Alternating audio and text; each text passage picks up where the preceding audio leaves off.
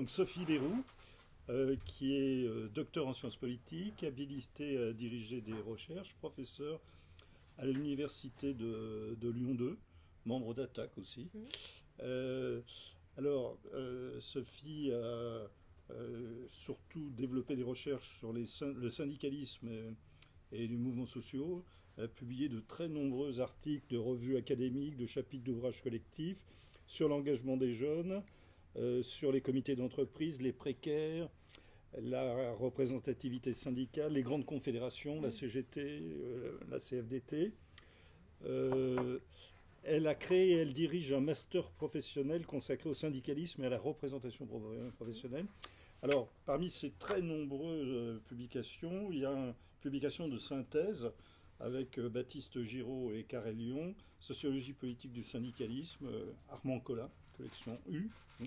Et puis, un article de synthèse dans ce manuel qui vient de sortir, le manuel indocile des sciences sociales, sous l'égide de la Fondation Copernic. C'est pas des adversaires, hein, c'est bon, c'est un peu. C'est plutôt une fondation amie. Donc je vous conseille vivement hein, le papier de Sophie Leroux sur le syndicalisme, et puis ça traite de toutes les questions économiques, sociologiques, politiques. Voilà, donc nous t'écoutons. Merci beaucoup Daniel pour ces quelques mots, et puis merci de l'invitation à venir vous parler aujourd'hui des forces et des faiblesses du syndicalisme. Je vous remercie d'autant plus que du coup je devais venir l'année dernière, que ça n'a pas pu se faire et que ça a été programmé de nouveau cette année. Donc merci à vous d'avoir trouvé l'opportunité pour que ça puisse se faire. Alors je voulais partir en introduction de quelques mots sur le mouvement des Gilets jaunes, parce que je crois que il y a une dimension qui interpelle le mouvement syndical et qui me paraît intéressante à pointer comme premier élément de réflexion. Il y a eu un certain attentisme des organisations syndicales dans leur ensemble et par rapport à ce mouvement, puis un certain nombre d'entre elles ont ensuite pris des dispositions pour essayer de mettre en place des manifestations communes. La crainte venait d'abord, bien sûr, d'une présence forte de l'extrême droite. Hein. C'est ce qui a d'abord alimenté les réserves du côté des organisations syndicales, d'organisations comme la CGT ou Solidaire, pour parler d'elles. Mais aussi, je crois qu'il y a une dimension plus profonde, et c'est celle qui m'intéresse ici, c'est le fait que ce mouvement des Gilets jaunes, hétérogène dans sa composition, très hétérogène, qui a pu mobiliser des indépendants, des petits patrons, des auto-entrepreneurs. Et déjà là, on rentre dans une catégorie mise hors du salariat. On sait que très large partie des auto-entrepreneurs sont d'anciens salariés dont l'emploi a été d'une certaine façon externalisé. Ce mouvement hétérogène, il comprenait aussi des salariés de PME, PMI, implantés dans le monde rural ou périurbain. Et c'est justement là où le syndicalisme n'est pas présent, dans son ensemble. Ces petites et moyennes entreprises qui sont en partie aujourd'hui la vitrine, les implantations industrielles composent aujourd'hui le secteur industriel. C'est un mouvement qui a aussi porté sur le pouvoir d'achat, et c'est là où ça a aussi posé problème aux organisations syndicales. Un mouvement qui s'est développé en dehors du lieu du travail, l'occupation des ronds-points ou les manifestations dans l'espace public, notamment à Paris.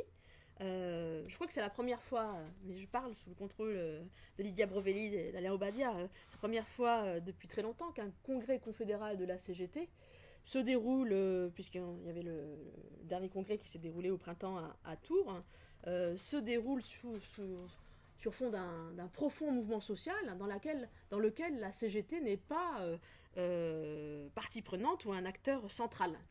Ce n'était pas le cas lors du précédent congrès confédéral à Marseille en 2016, où on était en pleine mobilisation contre la loi travail, en plein mouvement aussi Nuit debout, mais où la CGT jouait un rôle très important dans la construction de la mobilisation contre la loi travail. Donc voilà, je voulais partir de tout ça parce que je crois que ça, il faudra consacrer pas mal d'analyses au mouvement des Gilets jaunes, donc je ne veux pas du tout réduire ici l'hétérogénéité du mouvement des Gilets jaunes, mais je crois que quelque part, ça nous parle aussi des difficultés de ce qu'il en est aujourd'hui de l'implantation syndicale sur laquelle je vais revenir. Donc ça va être le premier point de mon intervention. C'est essayer de vous proposer un état des lieux, alors à compléter peut-être au travers de vos questions, des forces et des faiblesses du syndicalisme français. Je voudrais vous présenter quelques traits saillants de ces implantations aujourd'hui, dans l'idée, non pas d'avoir un tableau exhaustif, mais de faire ressortir un certain nombre d'enjeux, un certain nombre d'enjeux qui sont anciens, mais qui continuent à marquer le mouvement syndical aujourd'hui, en fait. Alors, dans un deuxième point, je voudrais justement approfondir un petit peu ces enjeux, bien sûr liés à la question de syndicalisation, la façon dont ces enjeux sont posés dans les organisations syndicales, ont été posés et sont posés aujourd'hui. Et puis, je voudrais dans un troisième temps revenir un peu sur ce qui me semble être une période de profonde transformation de l'activité de représentation syndicale, de l'activité militante, du travail de représentation, pour le dire ainsi, sur le lieu de travail, dans les entreprises, dans les administrations. Je crois qu'on est en train d'assister à une profonde transformation de cette activité syndicale. Je pense que ça conduit à éprouver des difficultés pour un certain nombre de militantes et militantes à se projeter à d'autres échelles, que ce soit au-delà de leur propre entreprise. Je vais essayer de le montrer au niveau interprofessionnel, mais aussi au niveau européen ou international. Voilà, je voudrais insister là-dessus en troisième point. Alors, sur un premier élément, un peu l'assise sociologique du syndicalisme français, effectivement, c'est des éléments qu'on a essayé de reprendre dans notre ouvrage de synthèse avec Baptiste Giraud et Karel Lyon, et puis j'avais un peu travaillé dans mon habilitation à diriger des recherches. Alors, moi j'ai beaucoup travaillé sur la CGT, sur Solidaire, et puis j'ai récupéré des données d'autres chercheurs qui travaillent sur d'autres organisations. Je pense particulièrement aux recherches très importantes, par exemple de Sophie Pochik sur la CFDT, aujourd'hui, ou de Cécile Guillaume sur la CFDT, en fait. Les données sur les... Alors, on dispose aussi, bien sûr, des données de la DARES, sur l'état de la syndicalisation en France, des données qui sont toujours intéressantes à examiner, et qui sont actualisées, qui reposent sur deux principales enquêtes publiques, dont l'enquête réponse, mais qui ont permis aussi d'actualiser un peu le taux de syndicalisation, qui est aujourd'hui estimé à environ 11% de la population active. Ce n'est pas qu'il y ait eu un gain soudain, on parlait avant de 7-8% de la population active syndiquée, on parle aujourd'hui de 11%, c'est pas qu'il y ait eu un gain soudain, une arrivée soudaine de nouveaux adhérents dans les organisations syndicales, loin de là, et plutôt parce que en combinant deux enquêtes statistiques de la statistique publique, ils ont révisé sur la longue période ce taux de syndicalisation. Ces données d'ARES, quelque part, elles nous donnent à voir un monde syndical qui a peu changé depuis que, j'y reviendrai tout à l'heure, mais depuis, par exemple, qu'Alain Obadia et Elia Brevelli portaient ces enjeux dans la CGT dans les années 80. Et c'est peut-être un des points sur lesquels on pourra revenir, c'est-à-dire que les faiblesses structurelles du syndicalisme, elles sont présentes depuis très longtemps et elles ne sont pas surmontées. On le sait, le niveau de syndicalisation, il est particulièrement élevé dans la fonction publique d'État, plus élevé bien sûr dans les fonctions publiques que dans le secteur privé, particulièrement élevé dans la fonction publique d'État. Et quand on regarde le secteur privé, mais il y a certains secteurs d'activité qui restent des lieux de syndicalisation relativement importants, comme les transports, publics et privés, comme l'industrie. Par exemple, l'industrie, c'est 12% de taux de syndicalisation aujourd'hui. Ça représente 28% des syndiqués en France. 12%, vous voyez, c'est un petit peu au-dessus des 11% de moyenne nationale. Ça reste un des hauts lieux de la syndicalisation, l'industrie, comme ça reste un des hauts lieux de la conflictualité. Mais c'est l'industrie, je vais y revenir aussi tout à l'heure, les grandes entreprises, et non pas les entreprises au premier rang, deuxième rang, au troisième rang de sous-traitance, qui sont là des PME, PMI, où se situe l'emploi ouvrier. Alors que dans ces grandes entreprises, on va trouver plutôt il y a une profonde transformation de l'emploi, on va trouver beaucoup plus des emplois techniciens, cadres et ingénieurs. D'où d'ailleurs, je vais y revenir dans un instant, une certaine montée en puissance de la CFE-CGC dans les résultats électoraux pour les comités d'entreprise ou les CSE aujourd'hui, en fait. Alors, pendant assez longtemps, un certain nombre de chercheurs, et j'en ai fait partie, on disait dans les années 2000, aujourd'hui, tendanciellement, les cadres sont plus syndiqués que les ouvriers. non pas évidemment en termes numériques, mais en termes de tendance. Alors, les données de la DARES amènent à revisiter ce résultat aujourd'hui. C'est-à-dire que ce n'est pas complètement établi. Dans les fonctions publiques, les cadres sont davantage syndiqués. Un cadre sur 4 dans les fonctions publiques se déclare syndiqué. Dans le privé, on reste sur les catégories socioprofessionnelles qui sont les plus syndiquées sont les professions intermédiaires, techniciens et ouvriers. Donc bon, ça, je trouve que c'est aussi intéressant de réviser un petit peu cette donnée-là, même si ça ne doit pas masquer le fait que et ça fait longtemps qu'on le sait, les principaux, le groupe social qui a été le plus concerné par le processus à la fois de chômage de masse, chômage et d'externalisation et de déplacement des emplois vers des établissements de petite taille, c'est le groupe ouvrier. Et la taille de l'entreprise, ça fait longtemps qu'on le sait, est un facteur décisif pour la syndicalisation. Plus la taille de l'entreprise est importante, plus il y a syndicalisation. Et ça n'a pas bougé en fait. Alors, si on regarde maintenant un petit peu... ah oui, peut-être juste encore quelques données de cadrage qui me semblent intéressantes à rappeler. Donc la taille de l'entreprise, elle est décisive, mais le statut d'emploi aussi. Et ça n'a pas bougé. La propension à syndiquer, d'après les données de la DARES, elle est quasi nulle. Parmi les salariés en intérim, 1% de salariés en intérim qui est syndiqué, 2% en CDD. La question du temps partiel joue aussi également, avec bien sûr tout le phénomène du temps partiel imposé pour les femmes. Et puis, on a aussi, je vais y revenir, une relative surreprésentation des hommes. Là, je parle de tous les syndiqués, une relative surreprésentation des hommes et des salariés qui sont un peu plus âgés que la moyenne. Et je vais y revenir. Alors, si on regarde maintenant un petit peu les données par organisation syndicale, on ne dispose pas des mêmes données pour toutes les organisations syndicales. Je vais aussi en parler dans un instant. On n'a pas la même clarté et c'est toujours le problème sur les organisations. Mais en ce qui concerne la CGT et la CFDT, il y a un effort interne qui est fait pour produire un certain nombre de données. Ça a même conduit la CFDT, son dernier congrès en 2018, à réviser officiellement son nombre d'adhérents. Elle a annoncé depuis longtemps plus de 800 000 adhérents. Dernier congrès en 2018, ils ont dit non, en fait, on a 623 000 adhérents, ce qui les met d'ailleurs un peu en dessous de la CGT aujourd'hui. Donc voilà, vous appuyez sur ces données-là. Je reviendrai après sur leur fabrication, en fait, sur l'importance, ce que ça veut dire politiquement, en fait. Sur la CGT, on a aujourd'hui des adhérents, l'assise sociale de la CGT, son profil type de ses adhérents. Ça ne va pas tellement vous surprendre. On reste sur une organisation, une confédération majoritairement implantée dans le secteur public et dans les grandes entreprises,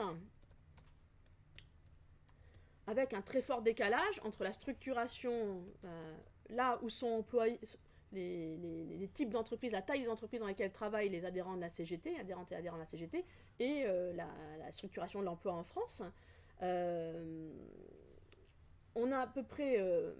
quasiment, c'est des chiffres de 2014 sur lesquels je m'appuie, mais ils n'ont pas beaucoup bougé depuis. Je les ai vérifiés. En fait, on est à peu près à 58% des adhérents de la CGT qui travaillent dans une entreprise de plus de 500 salariés. Et les entreprises de plus de 500 salariés, ça représente 11,1% du total des salariés. À l'inverse, vous avez seulement 8% des adhérents de la CGT qui travaillent dans une entreprise de moins de 50 salariés, qui représente plus de 50% du total des salariés. Donc là, vous voyez un énorme décalage par rapport à la structuration de l'emploi. Et on a 15% à peu près des adhérents de la CGT qui sont dans une entreprise entre 50 et 200 salariés, qui représentent 24% quasiment 25% du total des salariés. Donc on reste sur des adhérents CGT qui sont principalement, très largement, dans des grandes entreprises, publiques ou privées, et dans les fonctions publiques. On reste sur des adhérents qui sont essentiellement en emploi stable. 96% des adhérents de la CGT occupent un emploi soit statutaire, soit CDI. Des adhérents vieillissants. L'âge moyen des adhérents, c'est 49 ans. 15% des adhérents sont des retraités. Et une féminisation qui a augmenté, mais qui reste quand même limitée. On est à peu près à 38% de féminisation sur les adhérents de la CGT. Donc, ce phénomène juste de vieillissement, il ne concerne pas que la CGT, le vieillissement de ses adhérents, concerne l'ensemble des organisations syndicales, y compris les organisations syndicales qui se sont présentées comme nouvelles dans le champ syndical, par exemple comme Solidaire, qui regroupe les syndicats Sud et d'autres syndicats. On pourrait se dire, eux, ils ont peut-être attiré davantage de jeunes salariés, ou en s'étant lancés pour certains Sud à la fin des années 80 ou au milieu des années 90, ils ont une moyenne d'âge qui est exactement la même, qui est autour des 50 ans. Donc un poids des générations qui sont engagées dans les années 60, qui est extrêmement fort dans toutes les organisations syndicales, et qui aujourd'hui se traduit par le fait qu'aussi bien à la CGT qu'à la CFDT, par exemple, on est de nouveau dans des pertes d'adhérents. Je vais le dire dans un instant, mais là aussi vous le savez bien, mais il y a eu toute la crise des effectifs au niveau des adhérents à partir du milieu des années 70 jusqu'au milieu des années 80. La CGT, elle sort de cette crise, elle arrive à stabiliser à peu près ses adhérents au milieu des années 90, autour de 95. Et puis c'est resté stable en fait. Or, depuis quelques années, de nouveau, on assiste entre la différence entre les départs à la retraite et les nouveaux adhérents, les nouveaux entrants. Les nouveaux entrants ne comblent pas les départs à la retraite. Et c'est aussi vrai à la CFDT. Donc un vieillissement qui pose beaucoup de questions. Le poids des retraités dans les différentes structures. Ça, c'est des questions de démocratie interne, démocratie syndicale, leur vote. Mais aussi la question de transmission dans les équipes militantes, transmission de la connaissance de l'entreprise, des savoir-faire, de maintien d'équipes syndicales, tout simplement, dans des entreprises ou des administrations. Les principales fédérations de la CGT aujourd'hui, les deux principales, la première, c'est la plus grande, c'est Services Publics, c'est les collectivités territoriales, ce sont tous les agents des collectivités territoriales, c'est 80 000 adhérents à peu près. Et la deuxième fédération, c'est la fédération de la santé, publique et privée. Les fédérations de l'industrie sont bien en retrait par rapport à ce qu'elles avaient été auparavant. Je pourrais revenir sur le détail si vous voulez après sur la liste des fédérations. En fait. Côté CFDT, on trouve des choses semblables, mais aussi avec des différences en termes de taille des entreprises. Et ça, c'est assez intéressant. Côté CFDT, on trouve, c'est classique, c'est historique, déjà une féminisation qui est plus forte. Ça vient de l'histoire même de la CFTC, d'abord les syndicats, une forte implantation de syndicats de femmes, dans le textile par exemple, les grands magasins. Donc ça a toujours marqué la CFTC par rapport à la CGT puis la CFDT. Aujourd'hui, je crois qu'ils sont quasiment à 50% de 49,5% de femmes parmi leurs adhérents. 2/3 dans le secteur privé, avec une plus forte implantation dans les entreprises entre 200 et 500. Ils ont 70% de leurs adhérents qui sont dans les entreprises entre 200 et 500. Ça, c'est le résultat de choix qui ont été faits dans la CFDT dans les années 80, autour de la politique dite de recentrage, de redéploiement syndical, de démarches volontaristes d'implantation, je vais bien sûr en parler après, de démarches volontaristes d'implantation dans le secteur privé et dans ce type d'entreprise. Par contre, on trouve les mêmes choses en termes d'âge moyen, 50 ans, de poids des retraités, moins fort qu'à la CFDT, autour de 7%. Et les trois plus grosses fédérations de la CFDT aujourd'hui, c'est la Fédération des services, 106 000 adhérents, santé sociaux, et Interco. Interco, c'est la même chose que... ça ne recoupe pas exactement, mais quasiment. Après, c'est le partage par rapport à différents ministères que service public à la CGT, en fait. En termes de catégories socio-professionnelles, la CGT reste une organisation implantée au sein des classes populaires.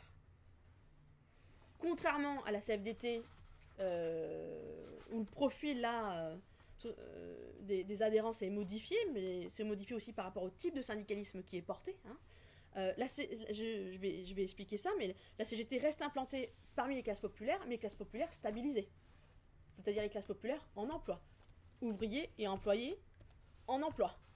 pas en situation en emploi stable, pardon, ce que je voulais dire, pas en emploi précaire.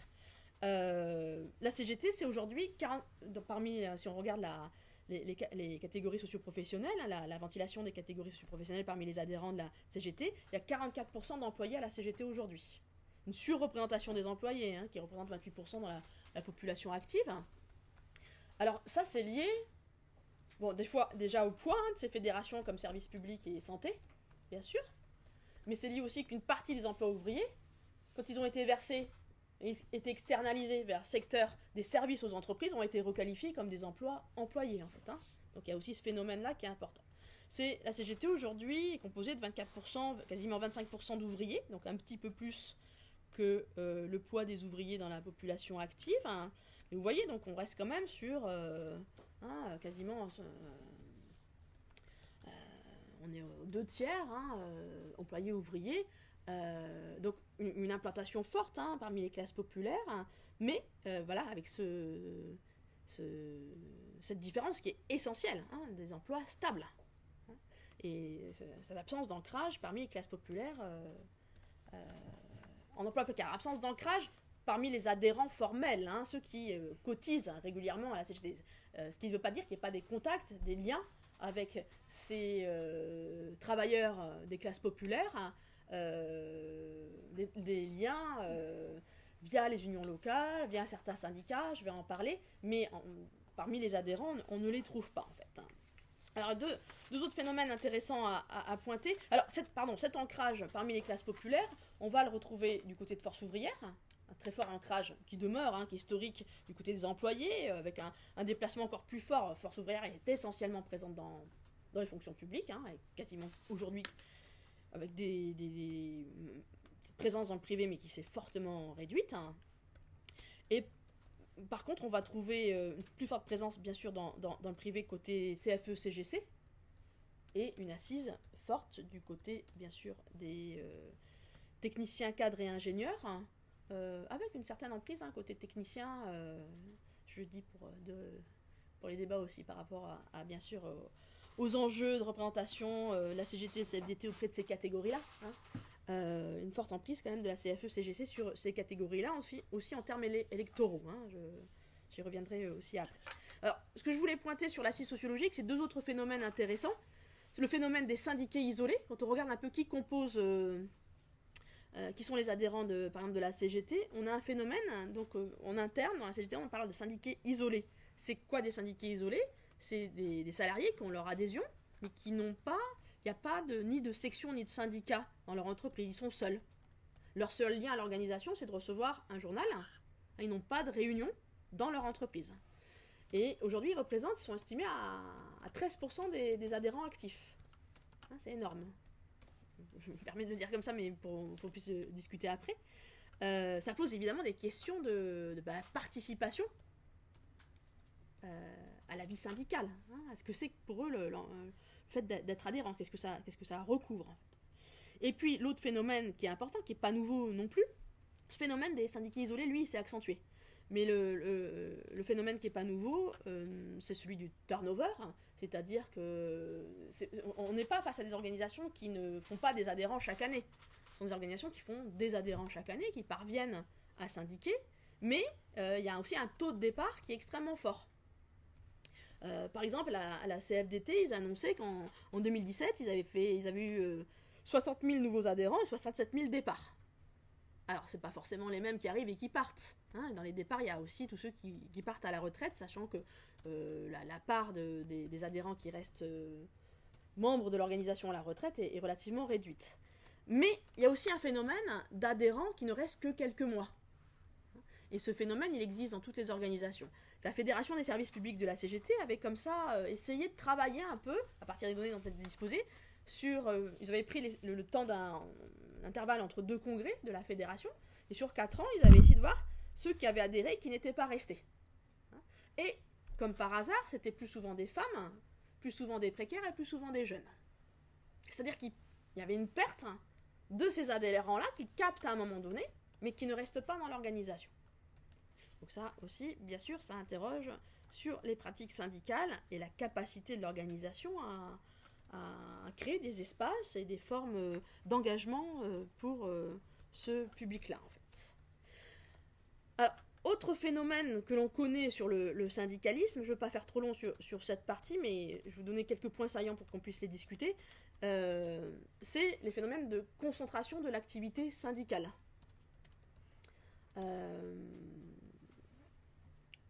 Là aussi, on a des données de la DARES. La DARES a essayé de faire des enquêtes, a essayé de retravailler ces données uniquement sur les syndiqués en France, sur donc, les 11% de syndiqués en France. Et elle montre que parmi ces syndiqués, il y en a 50% qui disent ne jamais participer ou très peu à l'activité syndicale. Par contre, on va avoir 30% de ces syndiqués qui vont, eux, être très actifs. Comment on voit quels sont les critères? Par le fait de disposer d'un ou de plusieurs mandats. Donc là aussi, phénomène qui n'est pas nouveau mais qui s'est accentué, un phénomène de concentration des mandats sur un noyau très réduit de militants qui sont plus souvent des hommes et qui sont plus souvent plus âgés que la moyenne des salariés qui vont être sur la tranche d'âge plutôt 50-55 ans. Ce phénomène il s'est accentué. La DARES a essayé de comparer des études réalisées au début des années 80 au début des années 90 et des études réalisées aujourd'hui. Et elle montre que ces données montrent que les formes de participation des adhérents se sont réduites. On a un nombre plus réduit d'adhérents qui participent à au moins un ou deux types d'activités syndicales, là, en 2016 ou 2017, qu'on ne l'avait dans les années 90. Donc on a une tendance à la réduction, vraiment à la concentration de l'activité sur les seuls, comme on dit, élus et mandatés, qui prennent en charge l'essentiel de l'activité.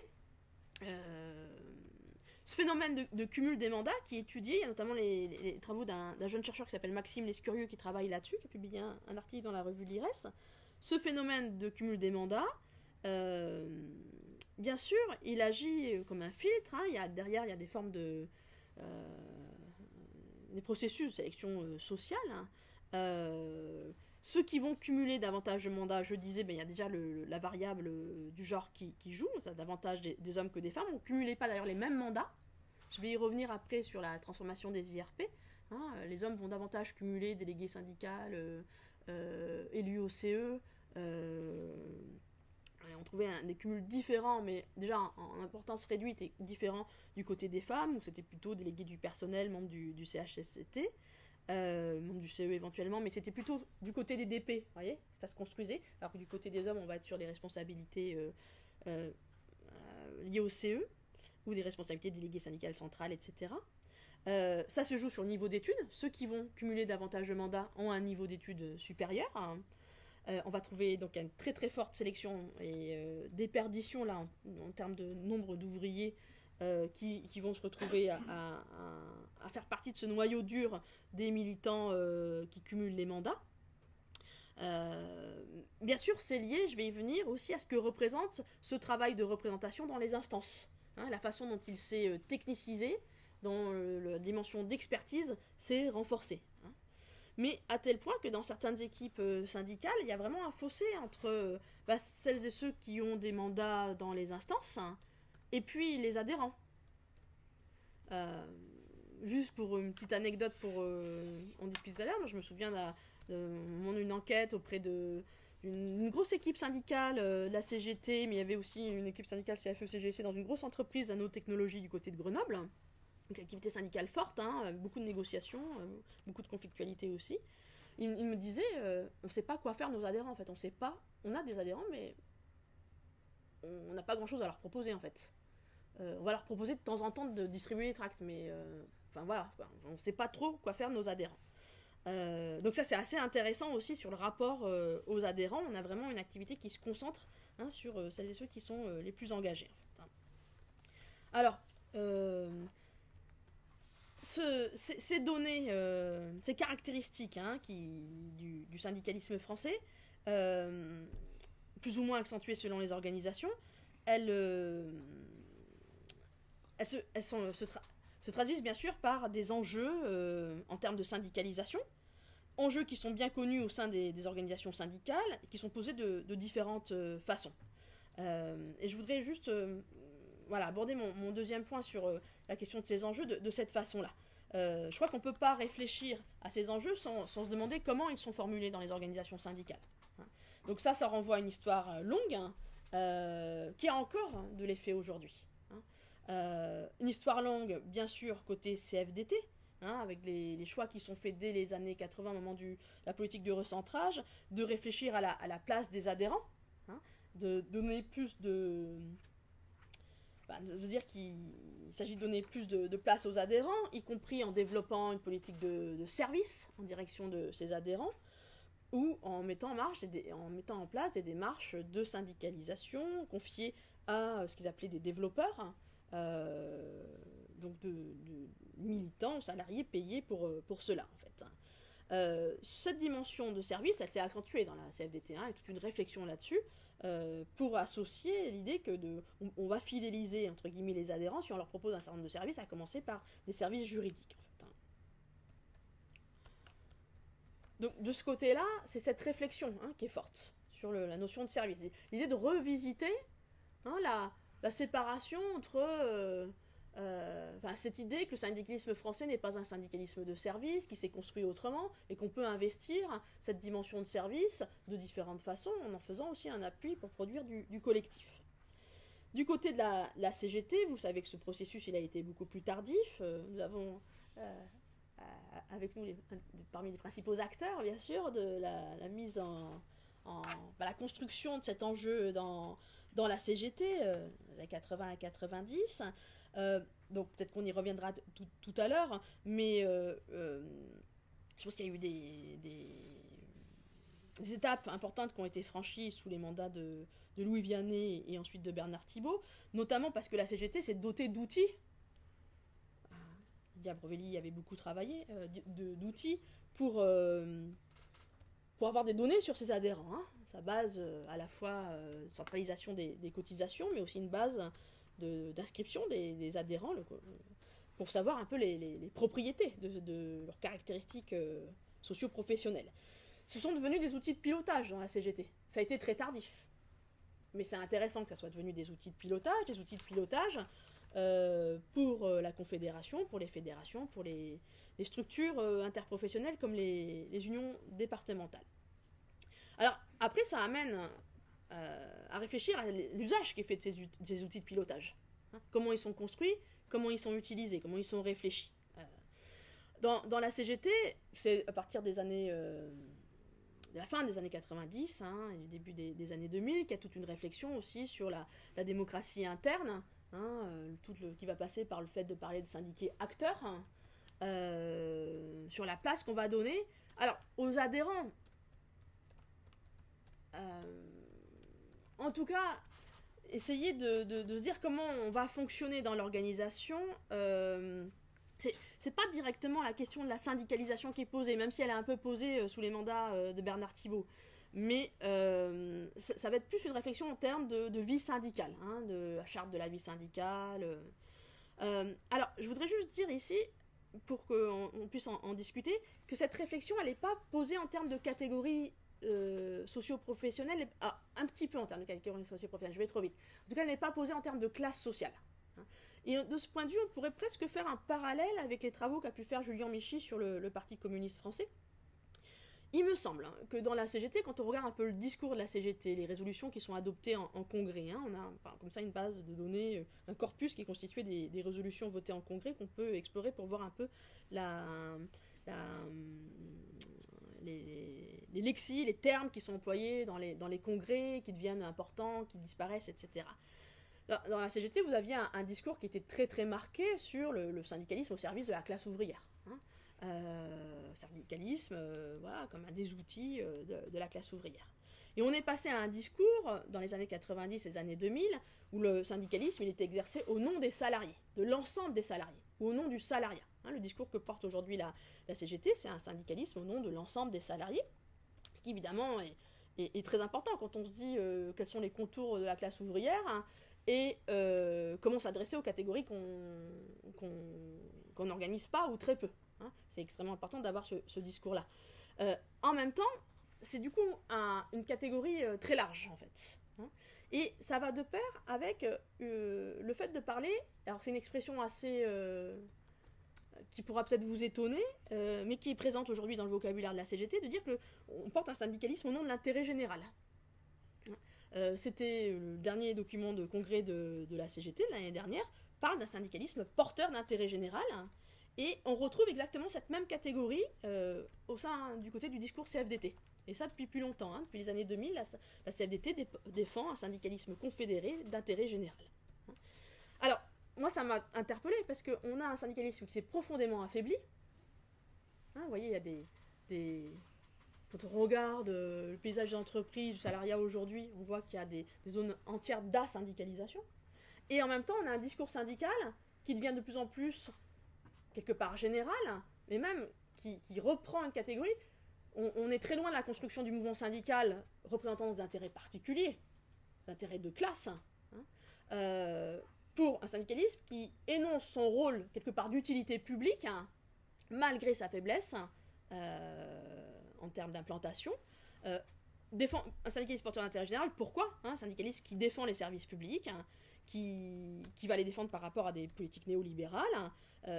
Donc ça imprègne très fortement le discours syndical. Et c'est curieux de voir les rapprochements, malgré les divergences idéologiques qui existent entre la CGT et la CFDT, de revoir exactement, prennent la même catégorie pour définir leur syndicalisme aujourd'hui. Alors, bien sûr, dans la CGT, vous avez aussi, je vais en parler, vous avez aussi un certain nombre de militants et militantes qui vont défendre une perspective de syndicalisme de lutte des classes, qui vont mettre en avant cette expression, mais il est rarement dit au nom de qui on fait cette lutte des classes. Il y a très peu de débats sur aujourd'hui les contours, par exemple, en termes de classe populaire. Vous avez, alors, pour bien me faire comprendre, vous avez ces débats qui traversent le champ politique. Est-ce qu'on s'adresse aux classes populaires? Est-ce qu'on organise des classes populaires aujourd'hui? Est-ce qu'on parle au nom du peuple? C'est des débats qui traversent le champ politique, avec bien sûr la catégorie très flottante de peuple, etc. Mais on ne trouve pas ça dans le champ syndical. On va parler au nom des salariés, de l'ensemble des salariés, en posant peu la question de l'assise sociale du syndicalisme, des effets sur des pratiques syndicales, sur l'engagement et sur les filtres sociaux que ça peut engendrer. Par contre, on va parler d'un syndicalisme de lutte des classes dans des batailles internes, des batailles de prise de position en interne. En fait. Alors, voilà, je voulais dire ça pour peut-être y revenir dans la discussion. Ces enjeux internes, tels qu'ils sont formulés dans les organisations syndicales, ils se cristallisent sur certains points. Ils se cristallisent, bien sûr, sur le rôle des structures interprofessionnelles.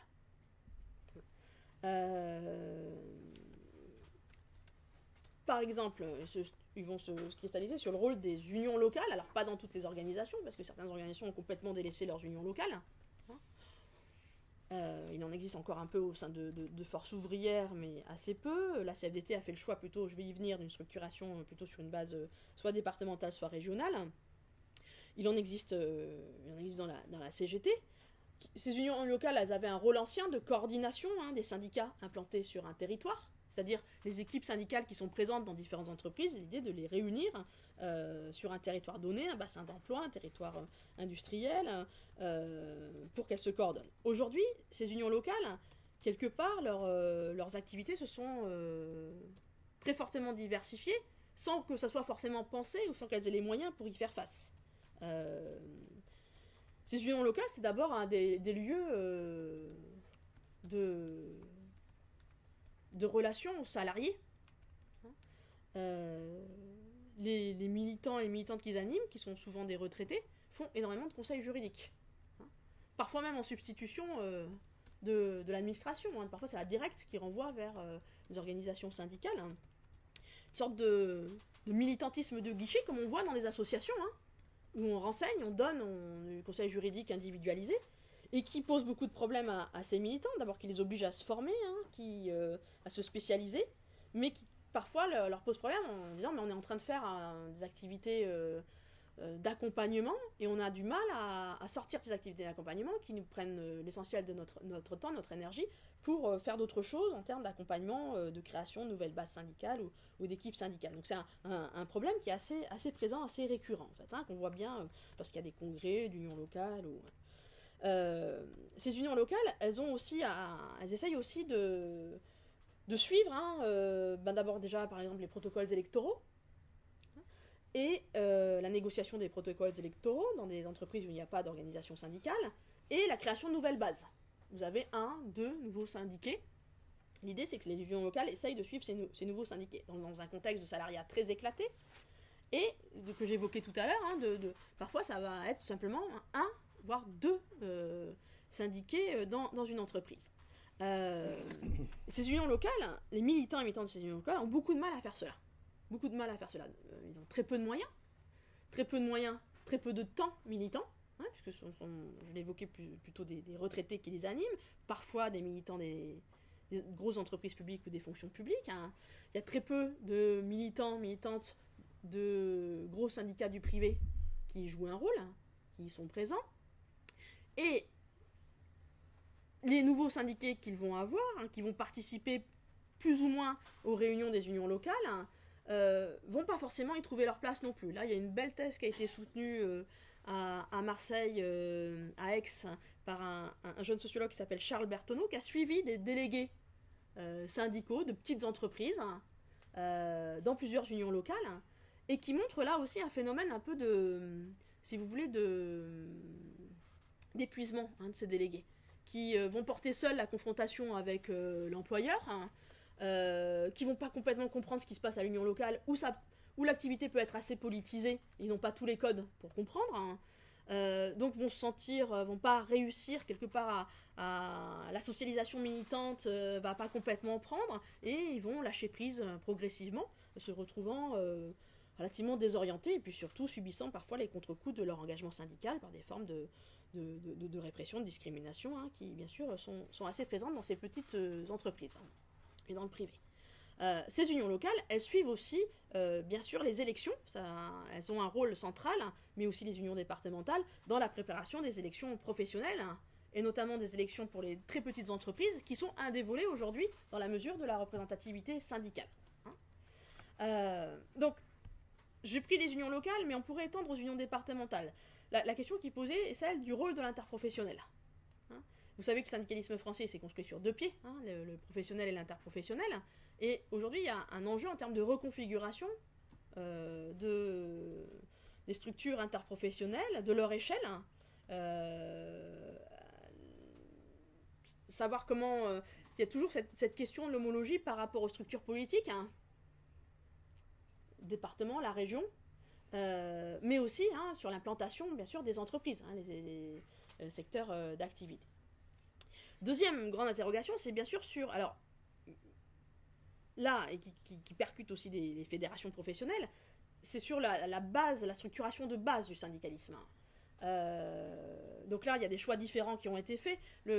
À la CGT, on a un syndicalisme d'entreprise, mais aussi à force ouvrière, c'est-à-dire une entreprise, mais aussi au sein de Solidaire,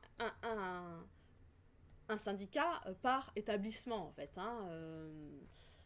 ou par entreprise. Il y a plus de 20 000 bases à la CGT, alors qu'il y a 1100 syndicats à la CFDT. La CFDT a fait le choix de syndicats professionnels départementaux. C'est-à-dire qu'il y a le syndicat de la métallurgie qui va organiser sur un département toutes les sections syndicales présentes dans les entreprises du département, entreprises de métallurgie du département. Alors ça existe un peu à la CFDT, à la CGT, mais le principe le plus répandu, c'est celui du syndicat d'entreprise. Ce syndicalisme d'entreprise, et c'est notamment ce que montre Charles Bertoneau, que je citais tout à l'heure, dans certains secteurs, il ne parvient plus à se développer. Si le syndicat d'entreprise, c'est 1 ou 2 syndiqués, ça n'a plus aucun sens. Quand vous êtes face à un salariat éclaté, que sur un même site d'emploi, vous avez des statuts d'emploi différents,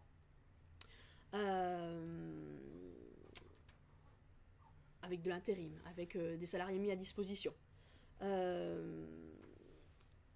la question du syndicalisme d'entreprise se pose de façon très, très forte. Ce sont des débats là aussi anciens dans la CGT. On peut prendre plusieurs exemples. On peut prendre l'exemple d'un centre commercial.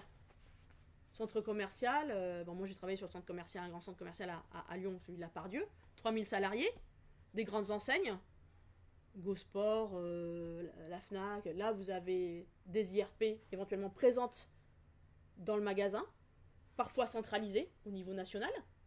Et puis vous avez toute une série d'enseignes qui sont des franchisés où il n'y a pas de présence syndicale. Donc comment s'organiser par rapport à un site commercial comme ça? Pourtant, il y a des problèmes transversaux. Il peut y avoir, il y a eu d'ailleurs toute une démarche de construction d'un syndicat de site dans ce centre commercial. Il y a eu d'autres expériences, hein, en France, à Paris 2 ou dans d'autres, à Lille aussi. L'idée de faire émerger des revendications communes sur les heures d'ouverture, sur la mise en place de parking pour les salariés, de crèches, de restaurants collectifs. Donc il y a travail syndical pour faire émerger des revendications communes. Mais ils se sont heurtés à la difficulté de qu'est-ce qu'on peut créer, en allant chercher d'ailleurs des appuis, hein, du côté de la directe, syndicat de site, délégué de site, comment on peut créer. Lorsqu'en face, la direction de ces centres commerciaux, c'est pas une direction d'entreprise, c'est un syndic de copropriété, hein, qui refuse d'entrer dans une phase de négociation, hein, et de reconnaître l'idée même qu'il puisse y avoir des interlocuteurs syndicaux. Vous avez les mêmes difficultés, un peu différentes, sur des sites industriels. Vous avez une entreprise donneuse d'ordre, et puis plusieurs rangs de sous-traitance. Et là, vous avez une présence syndicale, des délégués syndicaux, des IRP, hein, dans l'entreprise donneuse d'ordre, éventuellement au premier rang, au deuxième rang de sous-traitance, mais pas dans les autres entreprises. Et la question qui se pose, c'est celle de la mutualisation. Est-ce que les heures de délégation dont disposent les délégués syndicaux ou les élus dans l'entreprise donneuse d'ordre peuvent servir à organiser des salariés des entreprises sous-traitantes où il n'y a pas de présence syndicale? Ben ça, c'est pas si simple que ça, hein.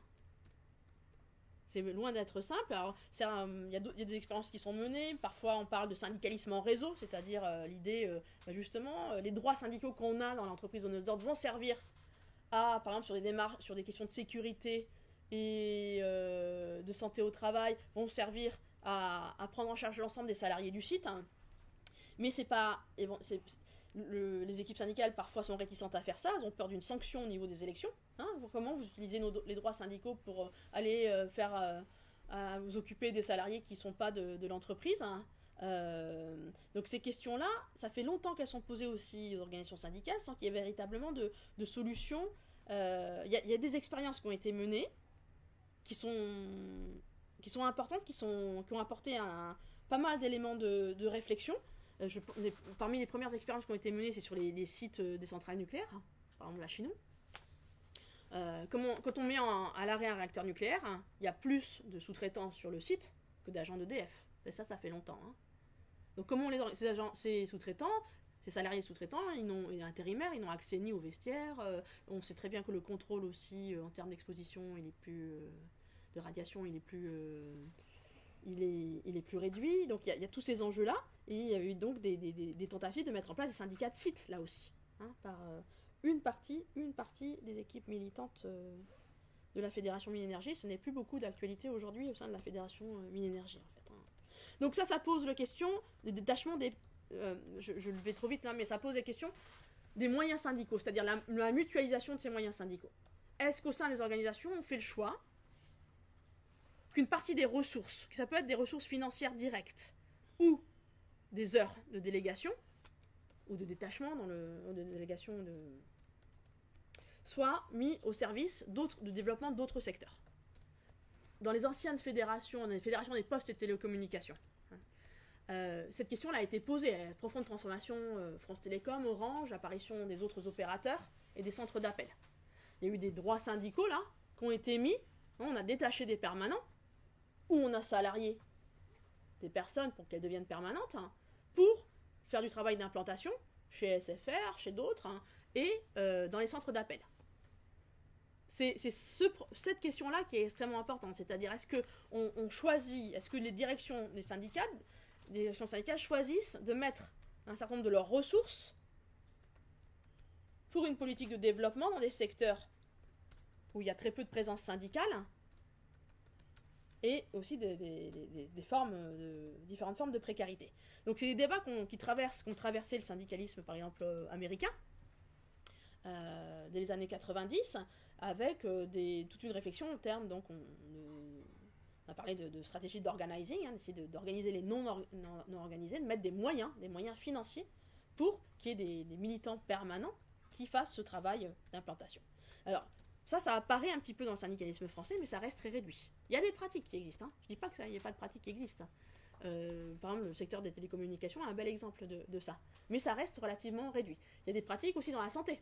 hein, tout un travail qui a pu être fait par la fédération CFDT Santé Sociaux, comme à la CGT, d'implantation dans des structures privées, cliniques privées. Alors c'est davantage fait à la CFDT, mais cliniques privées, EHPAD ou autres, pour essayer de créer des bases syndicales.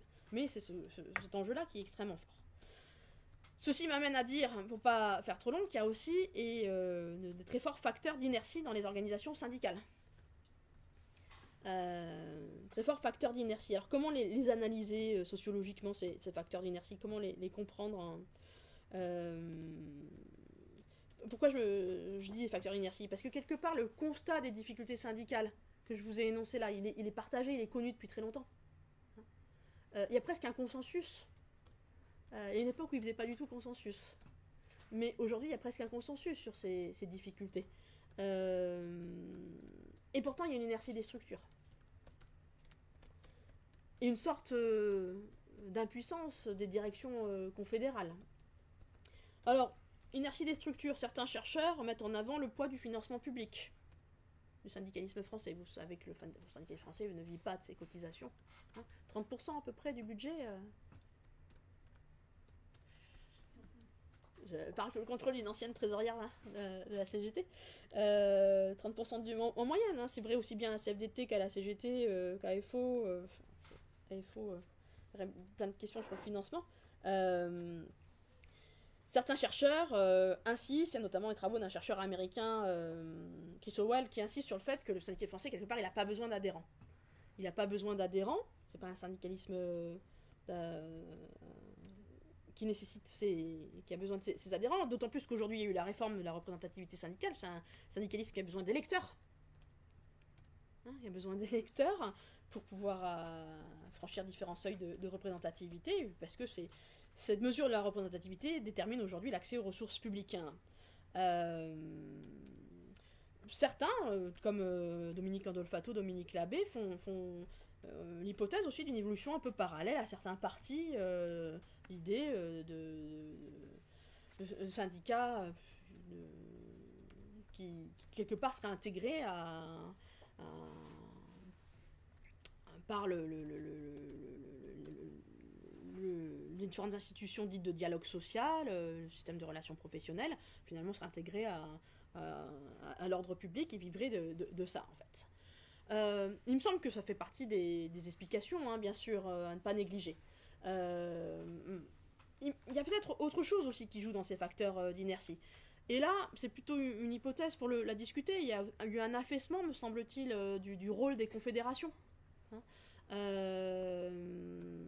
de ce que veut dire alors peut-être que ça parle qu'aux initiés, mais je crois que c'est important de pourquoi il y a une organisation fêtière, qu'est-ce que c'est qu'une confédération, hein. On a la CGT est très très marquée par ça aujourd'hui, mais on le trouve très fortement aussi au sein de Force ouvrière par exemple, avec des fédérations qui insistent beaucoup sur leur autonomie, sur le fédéralisme, mais qui défendent leur précaré, c'est-à-dire aussi leur champ de syndicalisation, hein. Et qui ne veulent pas remettre en cause ce champ de syndicalisation, qui ne veulent pas d'opération, de reconfiguration des fédérations professionnelles pour déterminer ce que c'est que leur champ de syndicalisation au regard de l'évolution des entreprises, hein, et de l'appareil productif. Dans la CGT, auparavant, ce poids de la confédération il était lié à une orientation politique qui était défendue. Ce qui a pu faire le ciment, je le dis peut-être trop rapidement, mais c'est quand même un certain partage, une vision, le ciment communiste a joué dans le sens politique donné à la Confédération, hein, ce que pouvait porter la Confédération, c'est-à-dire en termes de lutte sociale, de projet d'émancipation. Aujourd'hui, ça s'est affaibli, ça s'est fortement affaibli. Du coup, on a une confédération qui a peu de légitimité pour porter un certain nombre de changements. On le voit dans l'incapacité à impulser ces changements. Et à faire... Ils sont énoncés, ils sont dits de congrès en congrès, mais ils ne sont absolument, ou très peu, mis en œuvre, en fait. Dans d'autres confédérations, de toute façon, ce rôle de la confédération est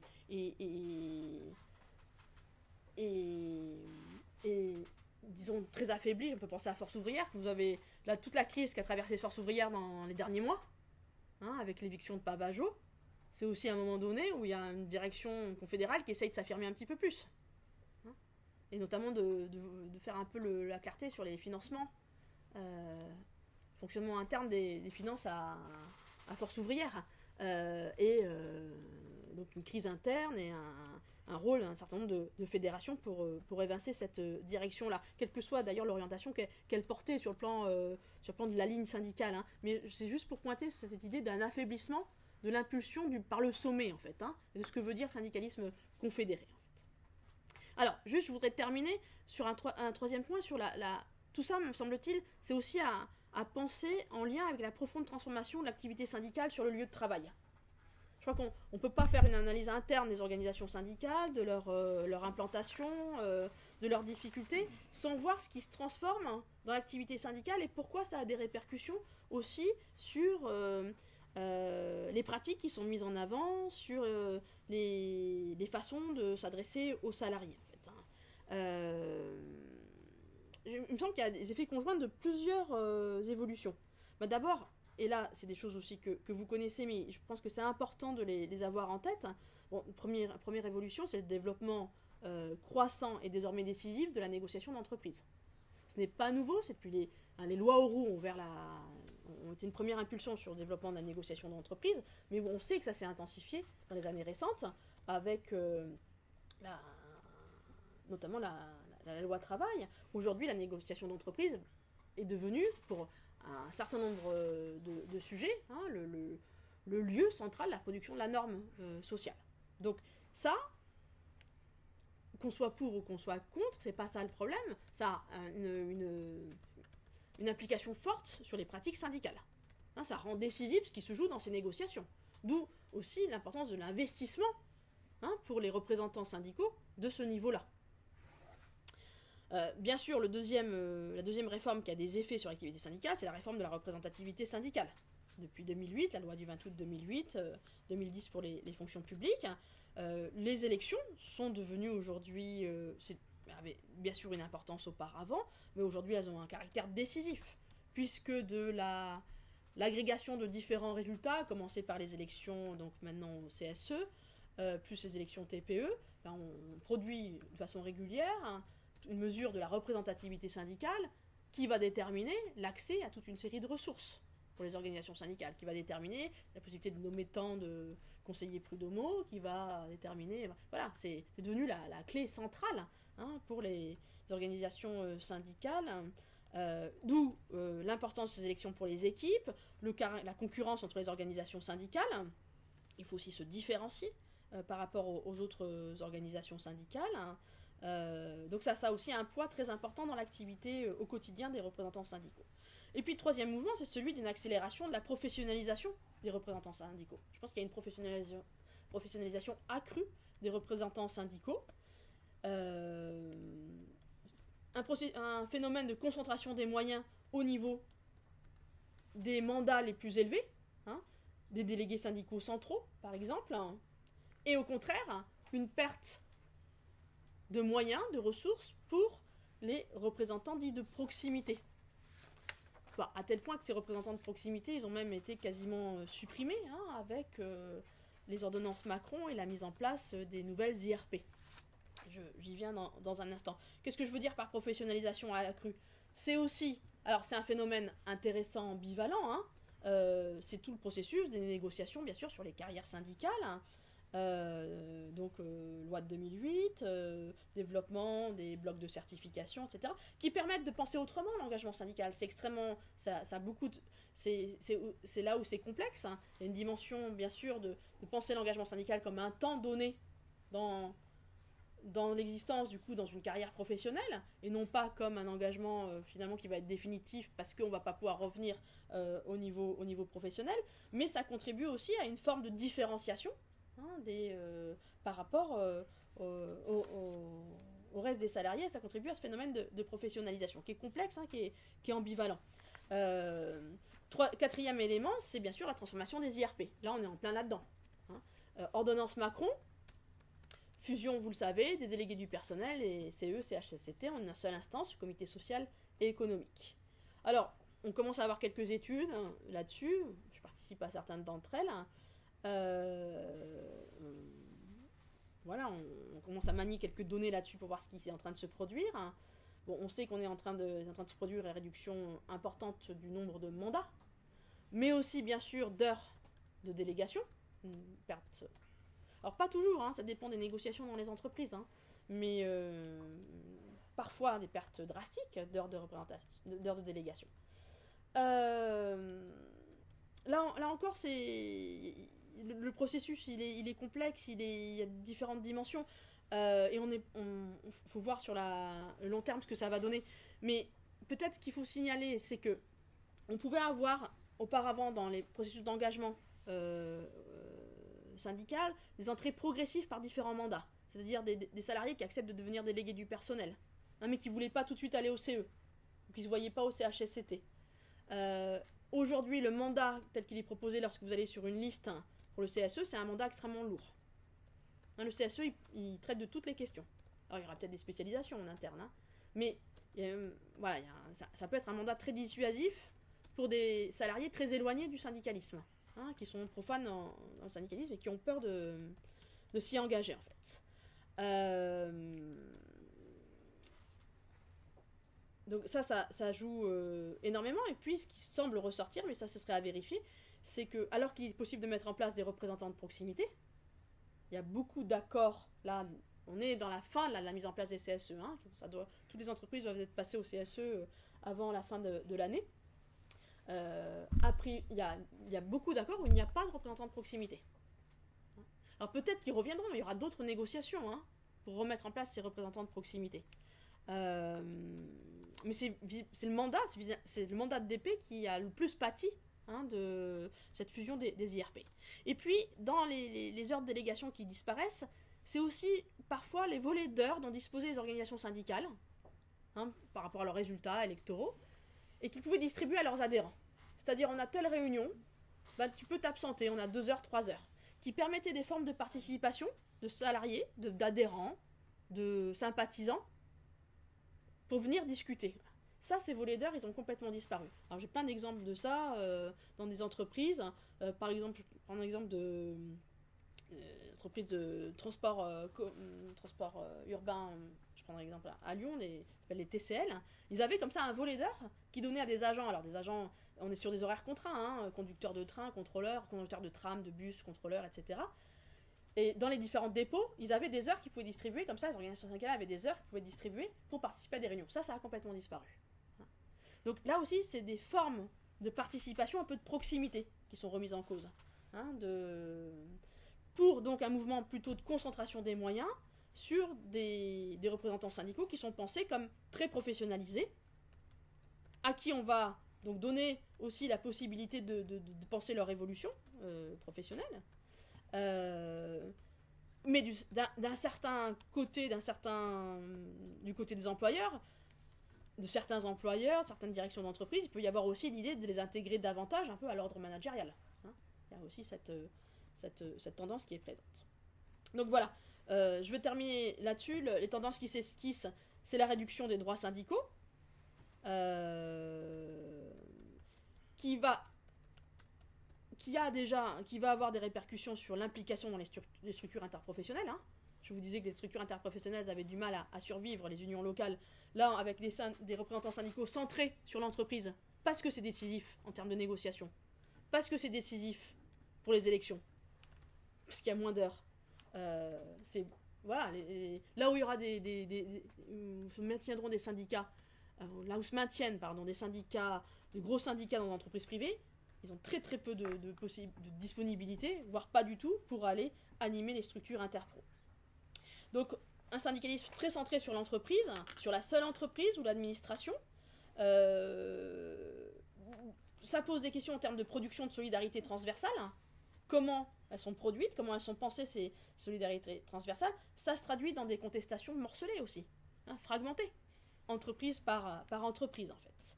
Dans la difficulté à construire des mouvements collectifs, sectoriels ou intersectoriels. Ça se traduit aussi, alors là c'est un peu différent, mais puisque je parle de la difficulté à construire des mobilisations, je voudrais aussi par rapport à cette transformation de l'activité de représentation d'entreprise, dire aussi qu'il y a une difficulté à construire des mobilisations sur le lieu de travail. Ça, c'est quand même aussi une des grandes caractéristiques du syndicalisme français aujourd'hui. Hein. Lorsqu'il y a des grands mouvements interprofessionnels, on est sur une forme de mobilisation qui est la manifestation. La manifestation, elle a pris de plus en plus d'importance depuis 95. 95, vous aviez encore des grandes grèves dans différentes entreprises publiques.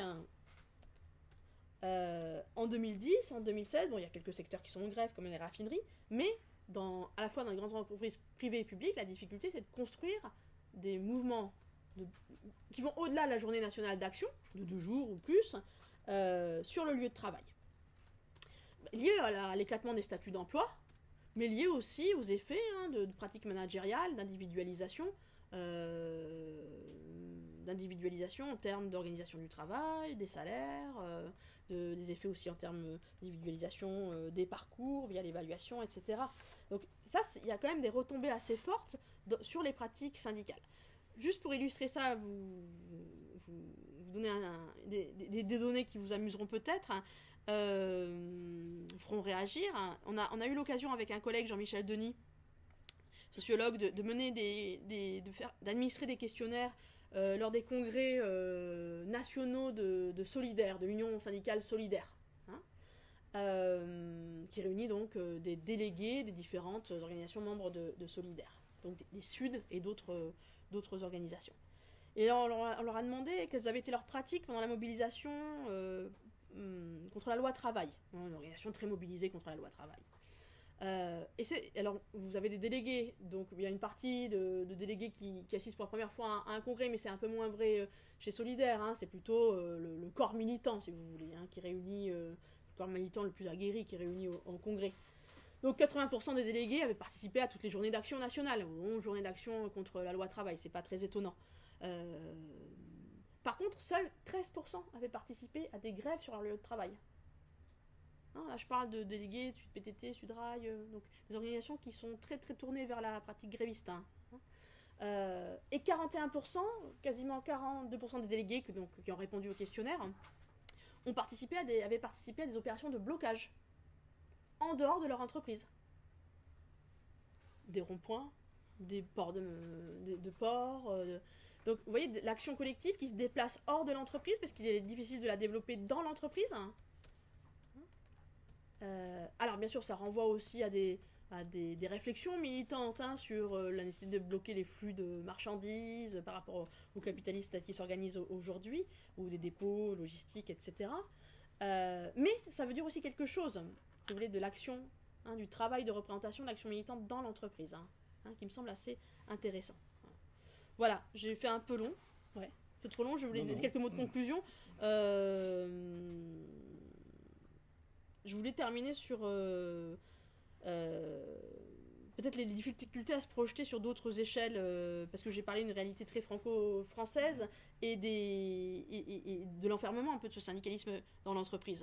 La possibilité pour des militants et militantes de penser leur action à d'autres échelles, l'échelle de leur groupe, à l'échelle européenne, bien sûr existe dans des grands groupes.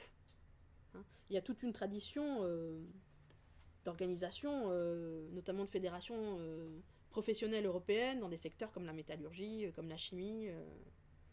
Mais ça conduit le plus souvent, je suis trop rapide là, mais je voudrais le dire quand même pour qu'on en discute, ça conduit souvent à spécialiser un certain nombre de militants en nombre restreint. Les travaux d'Anne-Catherine Wagner ont bien montré ça sur l'investissement au niveau européen. C'est une poignée de représentants et de représentantes qui vont avoir un rôle au niveau de ces comités d'entreprise européens.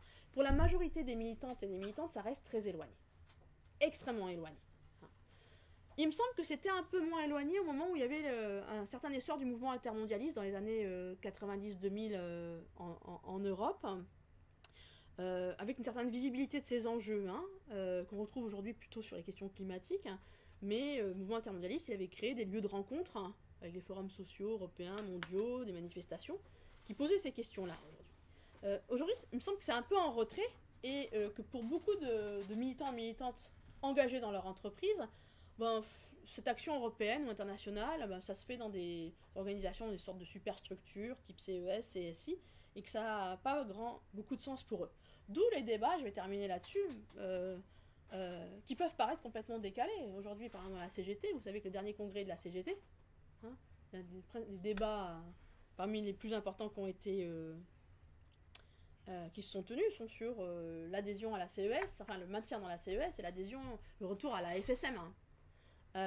Et qu'il y a aujourd'hui des manifestations où on voit des cortèges avec des syndicats qui portent des logos, la volonté d'être à la FSM. Ça peut paraître complètement décalé par rapport à la réalité. Enfin, moi, ça m'interpelle de ce point de vue-là, la réalité des militantes et militants dans leur entreprise. Hein.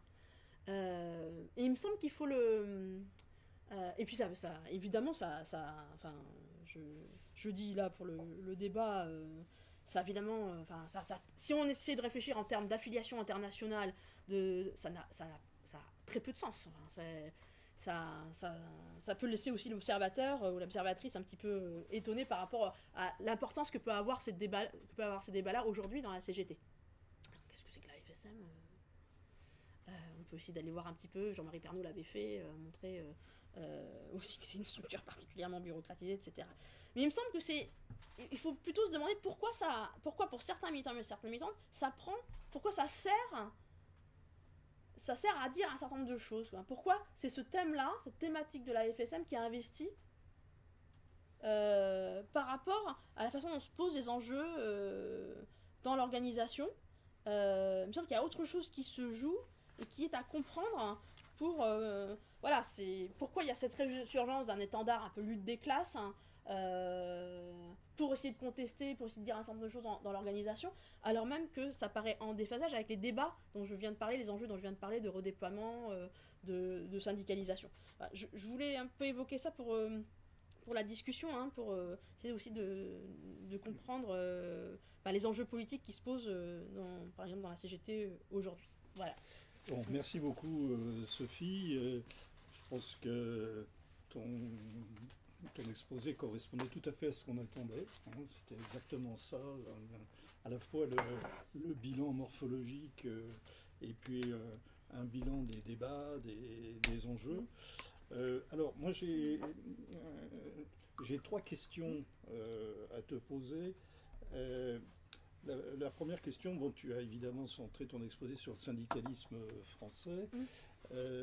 Alors, il a quand même une propriété, le syndicalisme français, c'est sa faiblesse, au moins sous le rapport des taux de syndicalisation. Je crois que c'est le plus faible taux de syndicalisation dans les pays de l'Union européenne et le deuxième ou troisième plus faible des pays de l'OCDE, quelque chose comme ça. Bon, donc pourquoi pourquoi, de ton point de vue à toi, pourquoi cette spécificité du syndicalisme français?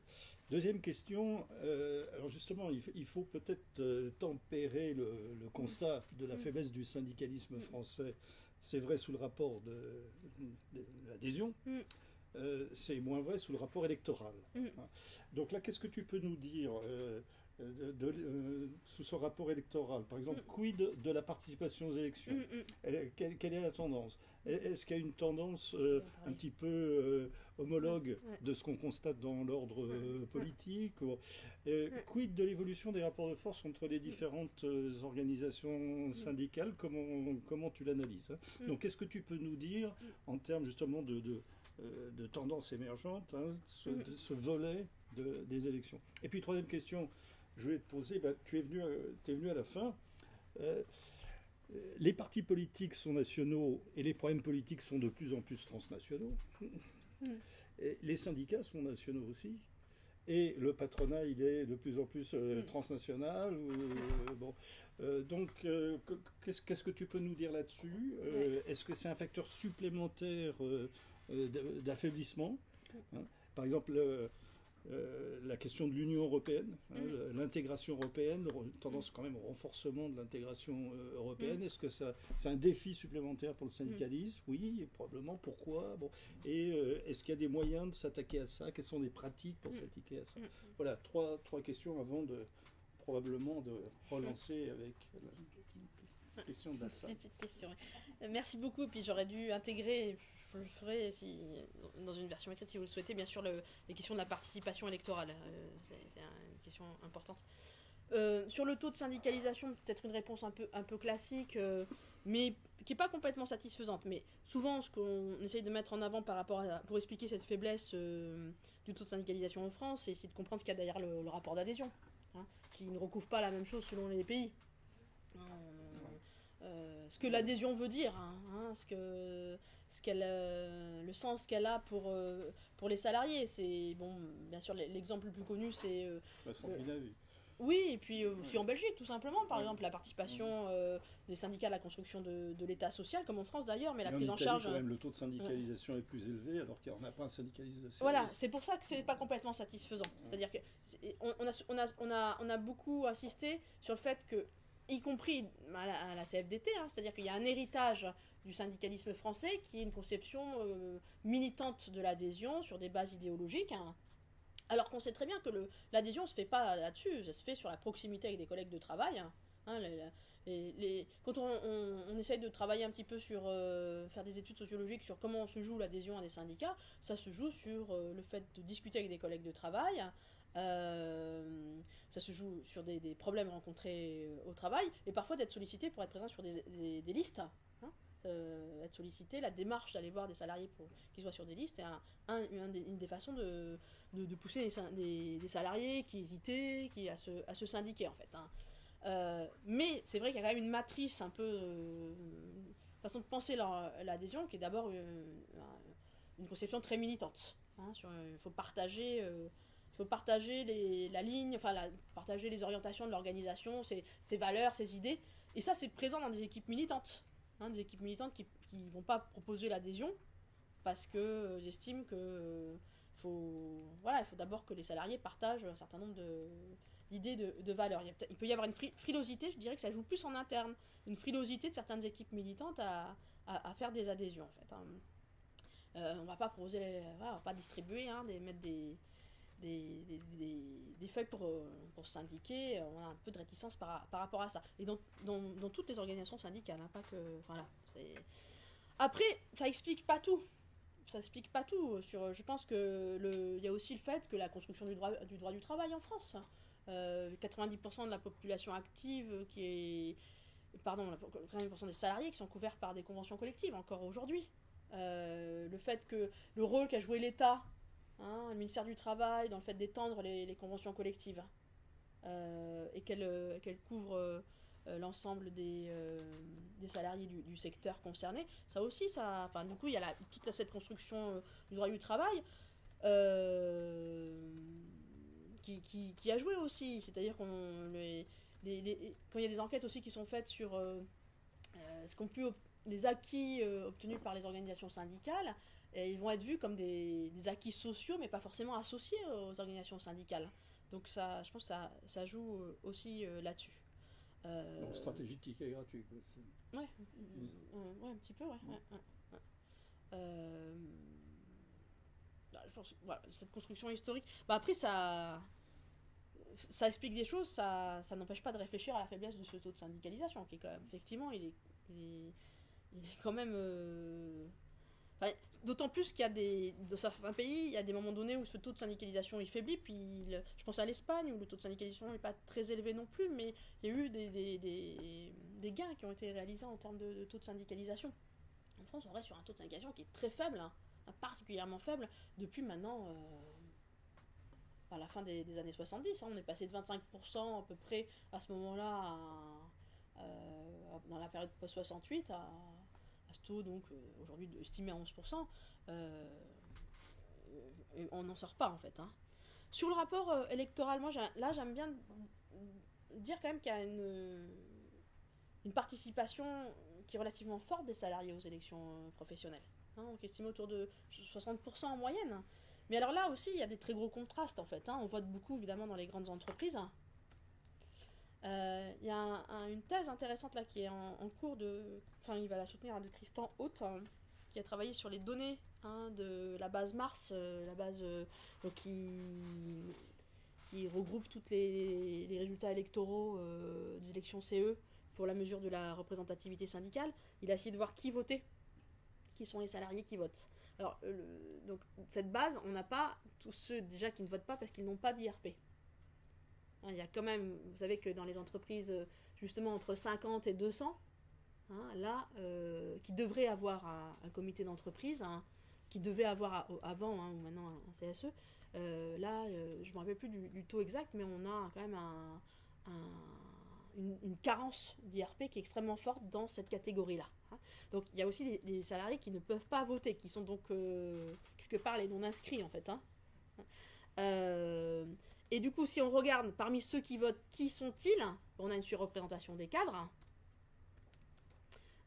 surreprésentation donc des catégories techniciennes, ingénieurs et cadres, parce qu'on a une surreprésentation des grands établissements. Ça renvoie aussi à ce que j'évoquais tout à l'heure, qui est bien connu, ce phénomène d'externalisation, y compris dans les grandes entreprises publiques, des emplois ouvriers. Et les ouvriers se retrouvant dans des entreprises de plus petite taille sont celles où il y a le plus fréquemment une absence d'IRP. Après, on continue à voter de façon forte dans des secteurs comme l'industrie. On vote moins dans les services. Hein. Donc on va retrouver un petit peu ces grandes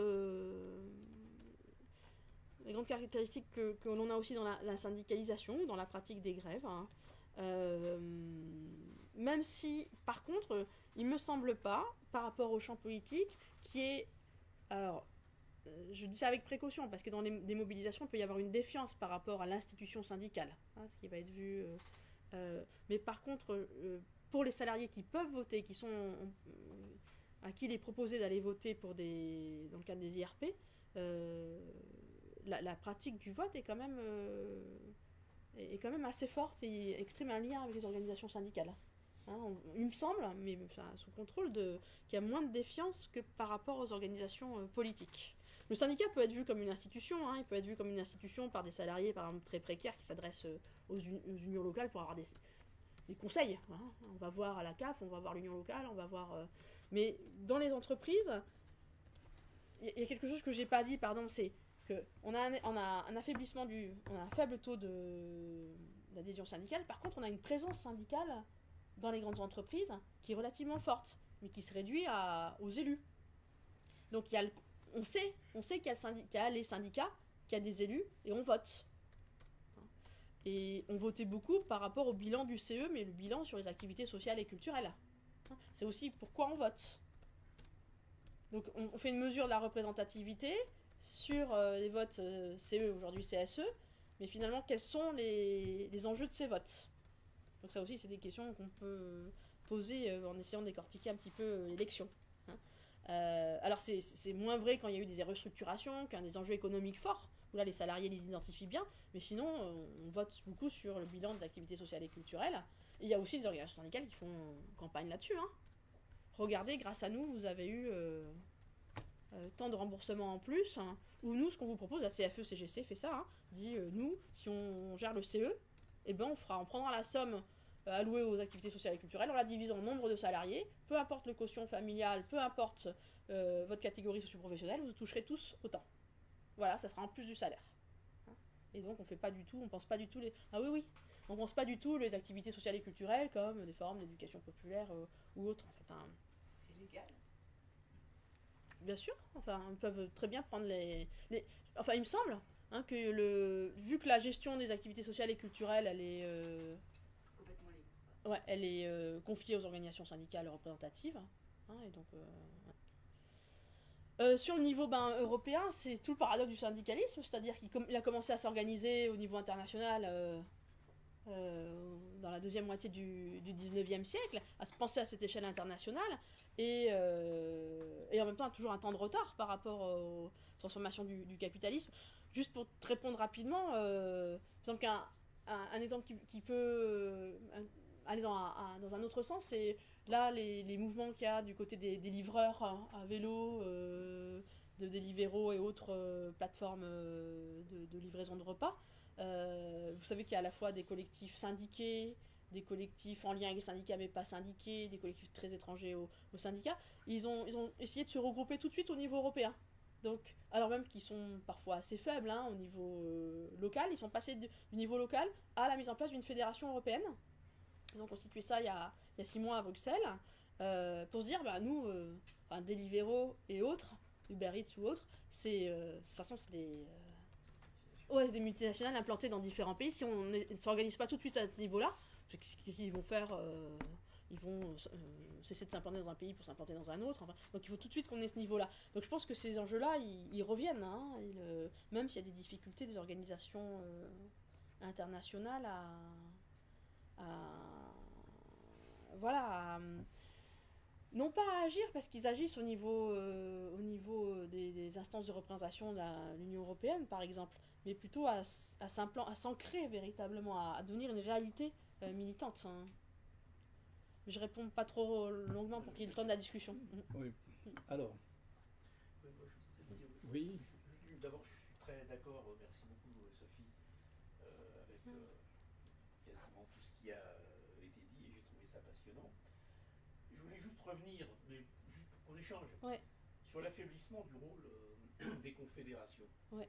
Je pense qu'à tout ce que vous avez dit, il faut peut-être, me semble-t-il, ajouter une caractéristique majeure de la période depuis ces 40 dernières années. C'est le fait que Lydia et moi, on a connu cette période de bascule. Il fut un temps où les confédérations arrivaient à obtenir du progrès social par des négociations nationales interprofessionnelles. Or, depuis une quarantaine d'années, la caractéristique majeure, c'est on est en train de gérer constamment des régressions sociales. Et au plan des fédérations, et même au plan d'ailleurs de beaucoup de syndicats, notamment dans l'industrie, on a des militants qui, ça fait 30 ans, qui gèrent des plans de licenciement. Ouais, si vous prenez les syndicats d'Alstom, si vous prenez enfin, d'autres, ils passent de plan de licenciement à plan de licenciement, etc. C'est-à-dire que pour les salariés, en gros, les syndicats font preuve d'une incapacité à s'opposer aux stratégies patronales de régression. Et ça, il me semble que c'est un élément qu'il faut prendre en compte dans l'affaiblissement. Voilà, mais c'est juste pour le débat. Moi, je voulais ajouter quelque chose par rapport aux réponses qui ont été apportées à la première question posée sur le faible taux de syndicalisation en France. D'abord pour dire que le taux de syndicalisation est faible, mais si on compare le nombre d'adhérents aux syndicats en France au nombre d'adhérents par exemple aux partis politiques, c'est un cheval d'une alouette. Hein. Le deuxième aspect, c'est que faut insister sur le fait que le syndicalisme français n'a jamais eu beaucoup d'adhérents, sauf un tout petit moment de son histoire au moment de 1936. Et ce qui fonde la légitimité des syndicats en France, c'est pas le nombre d'adhérents, enfin ça n'a pas été historiquement le nombre d'adhérents, c'est d'une part la participation aux élections professionnelles, et Sophie a insisté là-dessus, et le deuxième aspect, c'est la capacité de mobilisation, ce que le syndicalisme appelle la mise sur pied du rapport de force. Et je trouve que de ce point de vue, le plus préoccupant dans la situation actuelle n'est pas la baisse du nombre d'adhérents, même si évidemment c'est très préoccupant, mais c'est justement la difficulté à mobiliser et à faire se coaguler, comme on dit, les différents mécontentements et les mouvements sociaux qui existent, mais qui n'arrivent pas à trouver de la cohérence pour essayer d'ébranler un peu un édifice. Si on évoque la relation avec les autres pays, pour ce qui concerne la syndicalisation, il y a des différences qui sont très importantes. Vous parliez de l'Italie en disant c'est la même chose que chez nous, pas du tout. Le syndicalisme italien, il joue un rôle d'interface extrêmement important entre les salariés et l'administration. Et ça, c'est les dirigeants des centrales italiennes qui me l'ont expliqué il y a fort longtemps. Donc c'est pas du syndicalisme de service au sens où on l'entend, mais ça rend effectivement un certain nombre de services, faute de quoi les salariés italiens sont très démunis. Et si on regarde les autres pays, que l'on parle de la Belgique, que l'on parle des pays de l'Europe du Nord, il faut quand même voir que ne bénéficient des garanties collectives et du résultat des négociations que les salariés qui sont adhérents des organisations qui ont négocié et signé les accords. Ce n'est pas du tout le cas chez nous. Sophie parlait des CCN qui couvrent 90% des salariés. que vous soyez adhérent d'un syndicat qui existe dans votre entreprise ou pas, quand il y a une CCN de signer, a fortiori si elle est étendue, on en bénéficie. Les négociations sur les salaires, c'est la même chose. Les classifications, c'est la même chose. Donc ça fonde quand même forcément une différence dans le taux de syndicalisation si le jackpot il dégringole tout seul ou pas. Monsieur?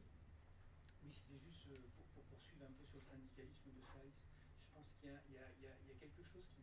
Il y a enfin, votre propos, je le comprends, mais rapidement, je le loge dans l'histoire des idées. Parce que si on regarde plutôt les pratiques, je pense que là, du point de vue de la recherche, les chercheurs ont sans doute peu étudié les pratiques de service. Parce qu'elles sont multiples. Moi, je me rappelle, par exemple, j'avais été très étonné quand on me disait, mais au début du syndicalisme, je travaille dans les industries gazières, quelque temps. Les quelques personnes qui étaient élues, président, trésorier et archiviste, curieux archiviste. Or, quand on regarde l'activité de l'archiviste à l'époque, c'était quelqu'un qui gérait des droits, tout simplement, des droits pour des couronnes mortuaires, des droits pour des indemnités maladie, invalidité, etc. Donc, on a déjà un syndicalisme très tôt qui s'occupe aussi et on a du mal historiquement voilà, toute la partie du paritarisme de gestion, ça, je veux dire, personne n'en parle. Et tout le syndicalisme de service, alors forcément les œuvres sociales y contribuent beaucoup, mais et vous le dites d'ailleurs dans l'excellent manuel de la sociologie politique du syndicalisme, il y a tout ce travail de syndicalisme de service dans la fonction publique. Le seul reproche que je vous ferai, c'est de ne pas parler aussi d'autres, les industries électriques et gazières. Elles ont aussi leur commission, alors c'est pas le même nom, hein, c'est pas commission administrative, c'est commission secondaire, etc. Toute cette filière, j'allais dire, de personnel, comme on dit, c'est véritablement une activité de service qui alors, évidemment, il y a une forme d'épuisement aussi de ces commissions, puisque là aussi se développe, a tendance à redévelopper un rapport très libéral de gré à gré entre chaque individu et son employeur. Ça bouscule énormément toutes les procédures qu'il y avait dans ces filières personnelles. Dans cette filière, on voit même que le projet actuellement du gouvernement dans la fonction publique, c'est aussi de s'attaquer, continuer le travail qui a été fait au niveau des IRP sur ces filières-là dans la fonction publique, même dans les EG, c'est aussi les mêmes enjeux qui se précisent. Là aussi, c'est véritablement problématique. Plus, il me semble que la question de la disparition des délégués du personnel, qui sont peut-être j'allais dire, qui étaient dans une forme d'épuisement historique, les délégués du personnel, certes ils sont nés en 1936, mais c'est quand même le patronat au début qui propose d'intégrer ces délégués du personnel, et ces délégués du personnel, c'est véritablement lié à la terreur, enfin l'angoisse qu'a le patronat de dire, mais en rationalisant le travail, en introduisant le taylorisme et le fordisme, en construisant de très très grands établissements, on a coupé finalement le lien de famille qui nous liait aux salariés, l'interconnaissance, etc. Et il nous faut des observateurs et des passeurs, des passeurs. Là aussi, on voit bien que la société se transformant, les formes on n'est plus seulement dans du taylorisme et du fordisme, même si il faut se garder d'être trop évolutionniste. On voit bien le développement des services, etc. Donc on a des rapports sociaux, je pense aussi, qui sont beaucoup transformés, et d'une certaine manière qui ont épuisé, à mon sens, un peu le rôle d'un délégué du personnel qui était étroitement conçu comme quelqu'un qui n'est là que pour vérifier l'application des lois, des règlements ou des conventions collectives, et éventuellement de pouvoir s'adresser alerter l'inspecteur du travail quand il considère que ça fonctionne mal. Mais en tout cas, le délégué du personnel, il n'était pas là pour négocier. Et après, je partage complètement ce qui a été dit, c'est que effectivement, avant les lois Auroux, parce que c'est le premier moment où se mettent en place, on a des négociations qu'on appelle acquisitives, qui permettent d'avancer, d'engranger des acquis, et après on bascule à partir des lois Auroux dans quelque chose qui est effectivement des négociations de donnant-donnant ou de limitation de la casse. Et là, ça transforme singulièrement l'image du syndicalisme. Voilà. Moi, je suis d'accord avec vous sur le fait de ne pas s'enfermer dans une représentation, une construction un peu idéologique sur le syndicalisme de service. On oppose syndicalisme de service, syndicalisme de lutte, de mobilisation. Et les travaux d'historiens permettent justement de montrer la construction du syndicalisme sur de différentes bases, hein, et l'intégration. Enfin, tous les travaux sur le 19e, même avant la loi de 1884, hein, sur même avant, d'ailleurs, même avant 1864, ou la reconnaissance des mutuelles sous le Second Empire, montrer un peu cette, cette indifférenciation des activités où on fait à la fois caisse de grève, caisse de solidarité. Donc c'est intéressant de revisiter tout ça et de montrer aussi combien il y a des formes de services qui ne sont pas pensées comme des services mais qui existent dans l'activité syndicale, dans différents secteurs professionnels. Donc je pense que vous avez complètement raison là-dessus, c'est-à-dire qu'il y a des pratiques de services intégrées, y compris dans des syndicats qui étaient aussi très combatifs en termes de mobilisation. Et ça vaudrait la peine d'ailleurs de réhabiliter ça aussi sur le plan du débat interne des organisations pour arrêter d'opposer syndicalisme de service et syndicalisme combatif. Donc on a une construction qui s'est faite, qui sert un peu d'épouvantail dans plein de débats syndicaux, hein, sur le syndicalisme de service, de marqueur aussi, hein, dans le champ syndical. Qui doit être complètement revisité, bien sûr, sur les pratiques. Vous évoquez l'industrie électrique et gazière, on pourrait bien sûr penser à plein d'autres secteurs, bien sûr l'éducation, mais plein d'autres aussi, hein, aussi au niveau régional. Après, sur les DP, je vous suis moins, mais j'entends hein, bien sûr tout ce que... Mais il me semble qu'il y avait quand même cet enjeu d'un mandat... Alors bien sûr, hein, là aussi, comme plein les DP, vous avez raison, comme aussi les CE, on a un héritage historique qui est pluriel, hein, effectivement. Les mises en place des délégués d'ateliers pendant la Première Guerre mondiale, pour le contrôle de l'industrie d'armement. Donc il y a un héritage aussi, effectivement, côté l'idée de contrôler, de pacifier un peu, de mettre... par rapport aux conflits sociaux. Mais il me semble qu'il y a... Alors peut-être c'est une problématique plus construite à partir d'une approche en termes politiques, mais de sociologie politique, de la question de la représentation de proximité. Il me semble que les DP jouent un rôle important de ce point de vue-là. Là, je suis complètement... Je partage avec vous cette volonté aujourd'hui de l'État de tout centraliser et d'avoir finalement des personnes qui soient là que pour signer. Tout le processus, quand on regarde les choses, l'évolution a été faite un peu depuis 2008, le fait qu'effectivement ce qui compte c'est les résultats à l'élection, et depuis Macron, c'était déjà dans les lois, je crois, Rebsamen, c'est aussi l'accord majoritaire. Mais l'accord majoritaire, il a d'intérêt pour le patronat que parce qu'il est capable d'entraîner des effets sur l'ensemble des salariés. On a besoin de ça. Enfin, je veux dire, eux ont besoin de ça. Oui, il y a une véritable, il y a une volonté d'effacement du syndicalisme de proximité. C'est aussi la question d'être en prise avec la réalité du travail. C'est ce qui se joue dans les collectifs de travail.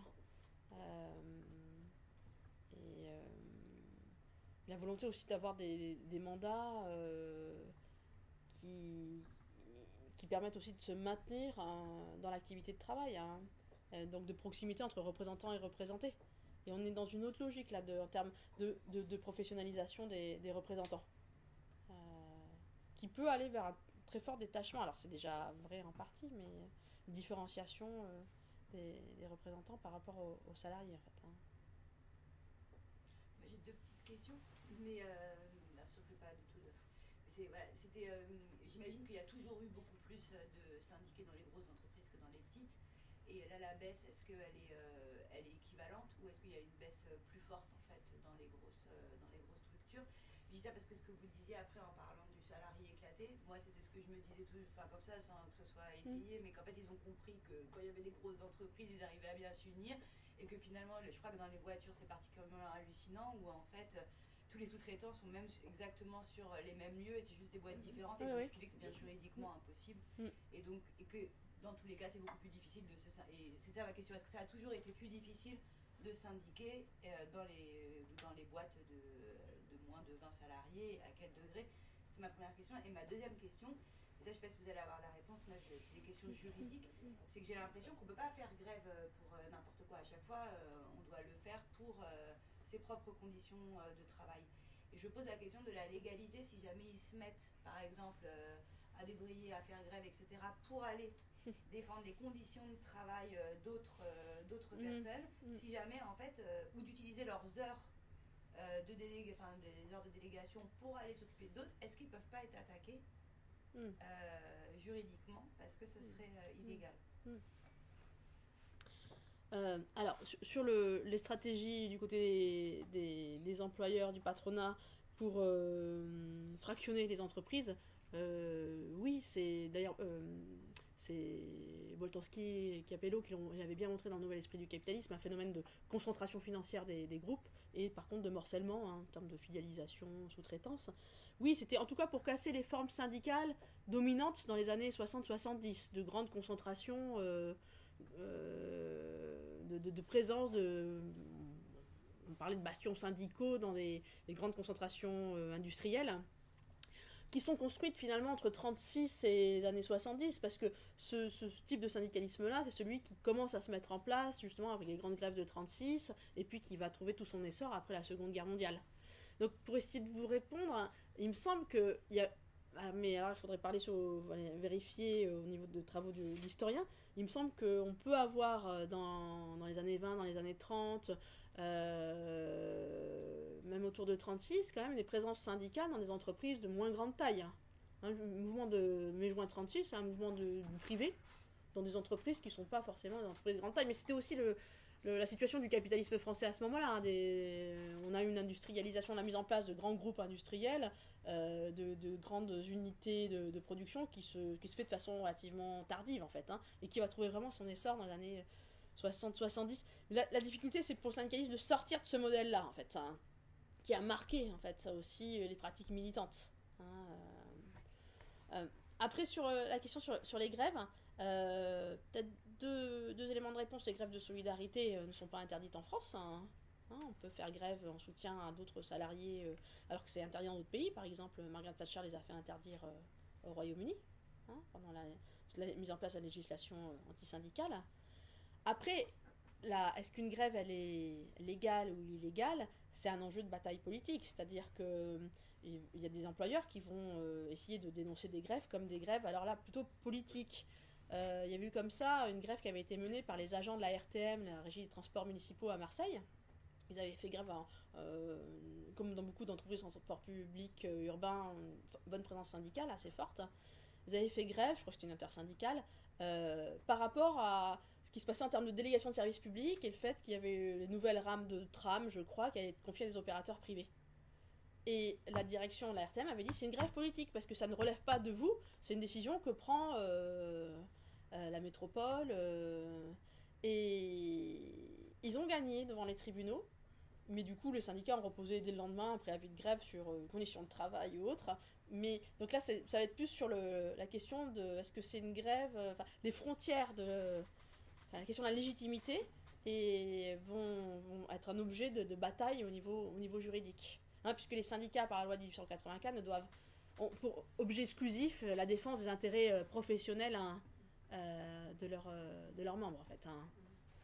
Donc là, on leur reprochait d'être sur de l'intérêt général, en fait, qui est réservé aux politiques, normalement, enfin, dans la façon dont a été définie la loi de 1884, mais que contestent les organisations syndicales et que contestaient dès 1884 les syndicalistes à l'époque de la CGT d'avant 14, quoi, en fait. Dernière question. Oui, une toute dernière question, puisqu'il faut qu'on s'arrête à 8 heures. Je suis désolée, parce que je vais prendre un train. Une question, c'est est-ce qu'on peut mesurer aujourd'hui la liaison qu'il y a sur le terrain entre les sections syndicales et les cellules du PC? Parce que, bon, je pense que comme il y a la dépolitisation, moi, je l'ai vécu sur le terrain, le représentant du PC qui venait former les militants, et je pense que cette dépolitisation et la non-adhésion au PC doit peut-être contribuer à justement peut-être une dépolitisation et une non-adhésion, parce que vraiment, il fallait être adhérent à un parti politique pour... je ne sais pas, je dis ça, Alain, je l'ai vécu moi à la ville de Paris. Mais il fallait que tu sois adhérent à un parti politique. Hein, Pour accéder à certaines responsabilités. Enfin oui, quand tu étais syndiqué. Voilà. Est-ce que ça a complètement disparu? Bah, vaste question, hein. Oui, là, c'est un énorme. En 2 minutes. Non. Oh non. Ah, mais Une minute. oui, bien sûr, il y a Ils étaient vachement formés, d'ailleurs. la prise de distance, la distanciation de la CGT par rapport au PC se traduit aujourd'hui dans à la fois une plus forte pluralité de sensibilité politique dans l'organisation. Par exemple, présence d'un certain nombre de militants de différentes organisations d'extrême gauche. Et aussi par des liens beaucoup plus faibles. Il y a beaucoup de militants qui ne sont pas encartés, qui sont encartés nulle part. Donc ça pose beaucoup d'enjeux pour l'organisation en termes de formation de ces militants, qui doit assumer l'intégralité quelque part, pour dire ainsi, en tout cas qui doit assumer à la fois des formations techniques, différents mandats, et des formations aussi qui donnent un certain nombre de clés de compréhension, hein, des transformations des enjeux économiques et sociaux. Donc c'est un gros défi en termes de formation, donc ça se ressent beaucoup dans l'organisation. Et après, ça pose aussi des questions en termes de transformation des modes de décision en interne, des choix des candidats, de fonctionnement interne. Donc il y a aussi tout un processus un peu de réinvention de ces modes de fonctionnement qui parfois se grippent un peu parce qu'on ne sait pas très bien comment faire, alors qu'on avait parfois l'habitude que celui qui allait prendre le mandat ou la responsabilité soit désigné un peu à l'extérieur, au sein du parti, pas au sein du syndicat. Donc voilà, ça a aussi des répercussions sur la nécessité de réinventer en interne des façons de prendre des décisions collectives et de choisir. Hein. On l'a vu, par exemple, la crise de direction après la succession de Bernard Thibault qui va lui succéder. Là, c'est aussi parce qu'il y a des règles de fonctionnement interne qui ne marchent pas très bien, en fait. On ne sait pas très bien comment faire. On ne peut pas être candidat. C'est très mal vu d'être candidat. D'avoir un projet, et comme on peut être candidat pour diriger, on le voit aujourd'hui dans les élections interne pour être président ou secrétaire général d'un parti, dans le syndicalisme, on ne fonctionne pas comme ça. Mais du coup, comment on fait pour qu'il y ait des candidats et qu'ils aient des programmes et qu'on se différencie entre eux? Donc voilà, il y a des questions aussi là-dessus qui sont liées à la prise de distance avec le PC. Après, il y a des liens, voilà, il y a un certain nombre de militants qui restent militants du Parti communiste. Hein. Et ça peut jouer encore dans l'accès à certaines responsabilités. Il est 20h, docteur Béraud. Oui. Merci, je suis désolée de devoir terminer de façon un peu abrupte parce que je vais prendre un train.